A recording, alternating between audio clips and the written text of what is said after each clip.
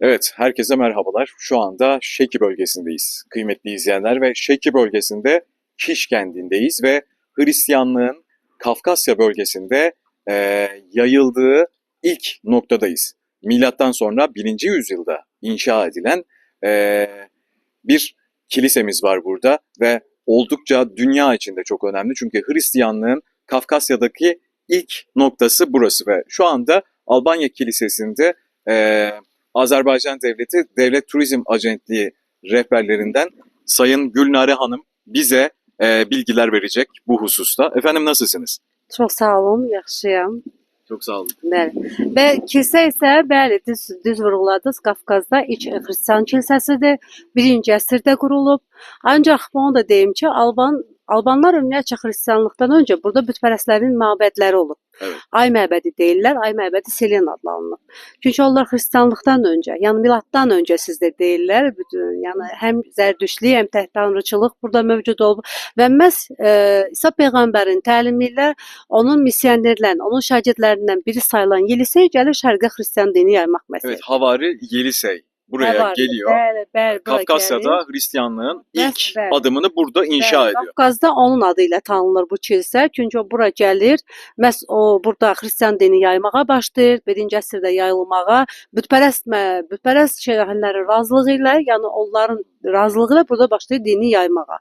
Və 1-ci əsrdə yayılmağa, 4-cü əsrdə isə Qafqazda xristian dini rəsmi din kimi, yəni dövlət dini kimi qəbul olunur. Evet. Və ondan sonra bu kilsələrin qurulması daha da sürətlənir. Ümumiyyətcə Qafqaz Albaniyasında 300-dən çox kilsə və 30-a yaxın monastır qurulub. Evet. Yəni belə və bütün kilsələrin də anası sayılır. Evet. Bəli. Gülnar Hanım, sezon boyunca hangi ülkeden daha çok turistler buraya geliyor? Sizin gözlemlediğiniz kadarıyla ülke olarak en böyle daha Müxtəlif fazla. ölkələrdən gəlir, həm Almanlar gəlir, həm Amerikadan gəlirlər, Britaniyadan gəlirlər, Avstriyadan gəlirlər, Rusiyadan gəlirlər, Kitaydan gəlirlər, Yaponiyadan gəlirlər, yəni Qazaxıstana, yəni bütün bu ümumiyyətcə bura tanınır, bütün deyək ki, Avropada, yəni hər bir yerdə tanınır bura. Hindistandan da hətta gəlirlər, yəni hər bir yerdən bura gəlirlər. Yəni bura çox məşhur bir yerdir. Evet. Yəni bəli siz düz vurğuladınız ki, Qafqazda xristianlıq, ümumiyyətcə xristianlığın formalaşma vaxtında, yəni ilk onun erkən yaranmasında məhz buradan başlanıb. Və dediyim kimi bütün kilsələrin anası və ən yaxşı qorunub saxlanılan sayılır. Çünki əsrlər boyu buradakı sakinlər buranı inanc yeri kimi qorub saxlayıblar. Niyyət eləməyə gəliblər. Burada bir yer var ki, hansı ki insanlar burada niyyət edib qəpik yapışdırırlar. Belə bir arzu yeri. Yani Elə bir inancı da var. 3 dəfə dövr eləyirlər, yəni şəfa tapmaq məqsədi ilə bir problemi olanda, bir xəstəliyi olanda gəlirlər bura niyyətə. Və deyilinə görə də əgər sizin qəpiyiniz divara yapışırsa, sizin arzunuz yerinə yetəcək. Düşürsə yox, belə inanclar olur.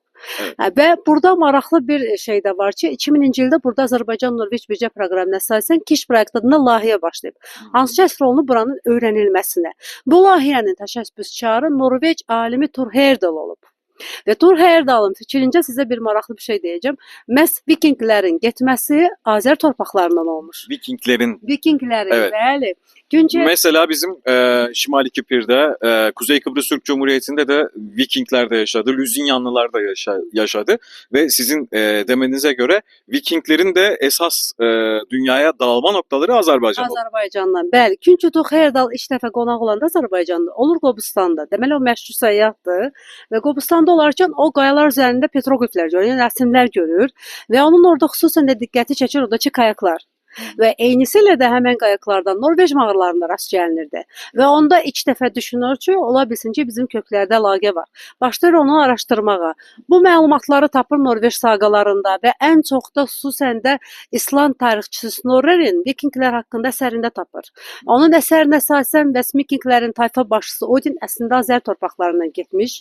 Ona görə ki, Eradan öncə 1-ci əsrin ortalarında onun deməli tayfası Roma imperiyasının yürüşünə məruz qalır. Və bu yürüşlərdən bezərək o Uskal tayfasını götürür. Həmin qayıqlarda Aralıq dənizi ilə köç edirlər Skandinaviya. Bu məlumatı öyrənəndən sonra Thor Heyerdahl və ona daha da maraq gəlir və gəlir Azərbaycana. Burada həmən o yerli sakinlər onun inanclar, sonra başlar Azərbaycanda tarixini araşdırmağa və məlum olur ki, indən öncə burada Alban dövlətdir. Yəni bizim həmçinin əcdadlarımız ilk olaraq həm Xristian dinini də qəbul eləmişlər vaxtında. Sonradan ərəblər gələndən sonra bu dövlət süquta yetib, dağılıb və sonra da müsəlmançılıq başlayıb yayılmağa. Evet. Bəli, bəli. Efendim bu geniş bilgiler için bizi aydınlattınız. Çok teşekkür ediyoruz. Kuzey Kıbrıs Türk Cumhuriyeti'ndeki vatandaşlarımız için neler söylemek istersiniz? Nələr söyləməli, onlara çoxlu buradan salam göndərirəm. Azərbaycandan salam göndərirəm. Yəni inşallah ki, imkan olar, onlar da gəlib buralara görsünlər. Həm onlara can sağlığı, həm uzun ömür, həm də uğurlar hər birinə. Çok teşekkür ederiz. Sağ olun. Ağzınıza Siz də sağlık. təşəkkür edirəm. Çok Sağ olun, çok sağ olun. Sağ olun. Bunu kestik Ruziye Hanım.